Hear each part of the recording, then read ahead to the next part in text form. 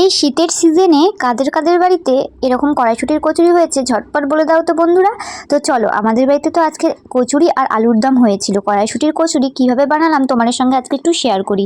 খুবই শর্টকাটে তোমাদের সঙ্গে শেয়ার করব, আর খুবই সুন্দর হবে পুরটা। মেন তো পুর বানানোটা, তো সেটাই তোমাদের সঙ্গে আজকে শেয়ার করবো। তো চলো দেখতে থাকো। এখানে কিন্তু আমি কিছুটা মটরশুঁটি ছাড়িয়ে কিন্তু এরকমভাবে পেস্ট করে নিয়েছি মিক্সিং জারে।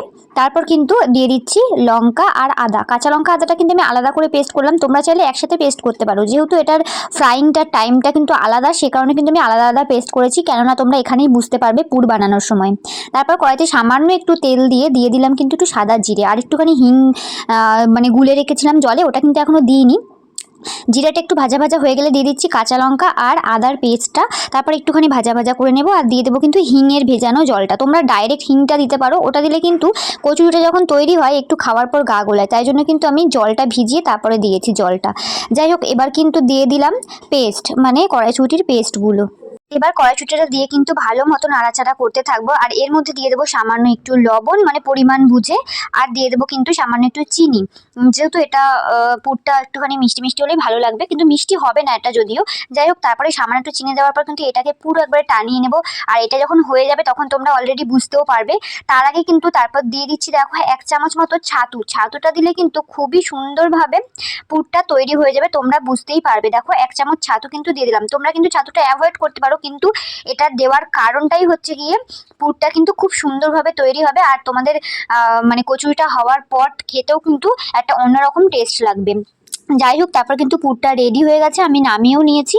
আর অন্যদিকে কিন্তু আটার ময়দা মেখে রেখে দিয়েছিলাম। আটা আর ময়দাটা একসাথে কিন্তু নুন, চিনি আর একটু ময়ম দিয়ে, মানে তেল দিয়ে মেখে রেখেছিলাম, যেটা কিন্তু সবাই পারবে, যে কারণে আমি এটা আলাদা করে দেখাইনি। এটা কিন্তু আমি আগেই মেখে রেখে দিয়েছিলাম, আধ ঘন্টা ধরে মেখে রেখেছি। মেখে রাখার ফলে কিন্তু খুব ভালো হয় কচুরিগুলো। যে কোনো জিনিস, লুচি বলো বা পরোটা বলো বা কোনো রুটি বলো, আটাটা মেখে রাখলে কিন্তু খুবই ভালো হয়। তারপরে কিন্তু মাঝখানে এভাবে পুর দিয়ে ঠিক এইভাবে গোল করে নেব। দেখো আরও একটা দেখাচ্ছি, তোমরা তাহলে বুঝতে পারবে।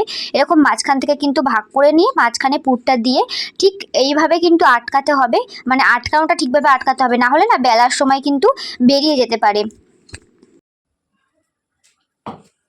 তারপর কিন্তু প্রত্যেকটা গুচির মধ্যে এরকমভাবে পুরটা ভরে নিতে হবে। আর আমার কিন্তু সব কটায় পুর ভরা হয়ে গেছে, দেখো রেডি হয়ে গেছে। এবার এটাকে বেলে ভাজার পালা। তো তারপরে কিন্তু এক একটা পুর ভরার পর এরকম গুচিগুলো নিয়ে তেল দিয়ে কিন্তু বেলে নিতে হবে, যেরকম আমরা লুচি বেলি সেভাবেই বেলে নেব।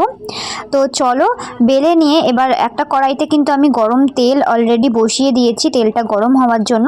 এদিকে বেলে এবার দিয়ে দেব গরম তেলটার মধ্যে। আর লুচিটা ভাজার সময়, মানে কচুরিটা ভাজার সময় এরকম সাইড দিয়ে কিন্তু নেড়ে নিতে হবে। তো দেখতেই পাচ্ছ এইভাবে কিন্তু নেড়ে নিচ্ছে, আর সুন্দরভাবে কিন্তু কচুরিগুলো ফুলে যাচ্ছে, তো দেখতেই পাচ্ছ। এদিকে কিন্তু আগেও কিছুটা ভাজা হয়ে গেছে, সেগুলো কিন্তু প্রত্যেকটা ফুলেছে। তো তোমরা দেখো তাহলেই বুঝতে পারবে। এই দেখো এখানে কিন্তু প্রত্যেকটা ফুলেছে, মানে কোনোটা মানে বাদ নেই যে ফোলেনি, এরকম হয়েছে। তো তোমাদের তো বললামই যে ওটা মেখে রেখে দিলে কিন্তু অনেকটাই সুন্দর হয়, আর এটার টেস্টটাও কিন্তু খুবই ভালো হয়। যাই হোক, তারপরে কিন্তু দেখো এদিকে বাকিগুলোও কিন্তু ভেজে নিচ্ছিলাম এক এক করে। তো এবার শীতের মরশুমে তোমরা কারা কারা কড়াইশুঁটির কচুরি খেয়েছো একটুখানি কমেন্ট করে জানিও বন্ধুরা। তো আমার তো অলরেডি এখানে কড়াইশুঁটির কচুরি তৈরি, আর তার আগে তো আলুর দম হয়েই গেছে। তো তোমরা চাইলে অন্য কোনো তরকারি দিয়েও খেতে পারো, বাট আলুর দম দিয়ে বেশি ভালো লাগে খেতে। তো এই রেসিপিটা দেখে তোমরাও কিন্তু একবার বাড়িতে ট্রাই করতে পারো, আশা করছি তোমাদেরও ভালো লাগবে। তো চলো এবার সার্ভ করা যাক। আর শীতকালে এইভাবে কিন্তু তোমরা ব্রেকফাস্টে কড়াইশুঁটির কচুরি আর আলুর দম খেয়ে নিও করে। তো চলো, আজকের ভিডিওটা এই পর্যন্ত। তোমাদের কেমন লাগলো অবশ্যই কমেন্টস করে জানাতে ভুলো না। আর ভিডিওটা ভালো লাগলে অবশ্যই বন্ধুদের সঙ্গে শেয়ার করে কিন্তু আমার চ্যানেলটাকে সাবস্ক্রাইব করে ভিডিওতে একটা লাইক দিয়ে ভিডিওতে কমেন্ট করে জানিও। তো চলো, আবার দেখা হবে নেক্সট ব্লগে। ততক্ষণের জন্য সবাই ভালো থেকো, সুস্থ থেকো, টাটা সবাইকে।